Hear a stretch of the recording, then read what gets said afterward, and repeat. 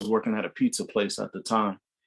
So I was able to switch up my hours, and I started working a day shift at the pizza place and going to the shop, tattoo shop after. So I spent as much time as I could in there. And she basically was like, well, both of them were like, the more time you put in, the more you're gonna get out of it, the quicker you're gonna pick it up, and you can move along. So shit, that's what I did.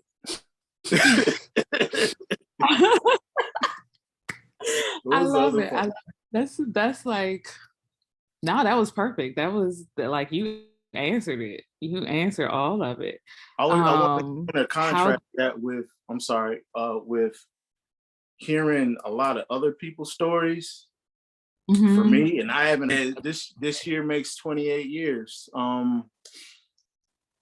So like I said, I got my first tattoo when I was 22 years old. And like I said, I had been drawn. So I drew up what I had and went in and was just kind of mesmerized by the process, is watching the guy, do what I found out to be the stencil and, all of this stuff I learned later. And I was like, well, shit, if he can tattoo what I drew, there's a connection there where like I can see myself doing it. I need to learn how to do it. So it might have been a year and a half later.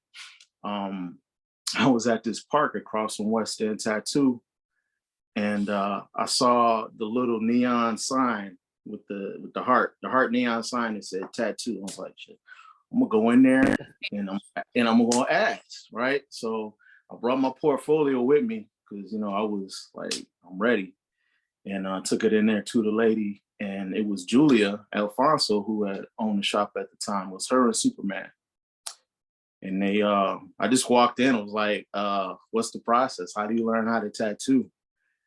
And she was like, the mom, oh, sweetie, like, that's cute. You come in and then asking and shit. She said, "Do you know how to draw?" She started asking me all these questions and stuff, and then I let her look at my portfolio I had, and she took me on that day, and I've been tattooing ever since. I heard Julia is like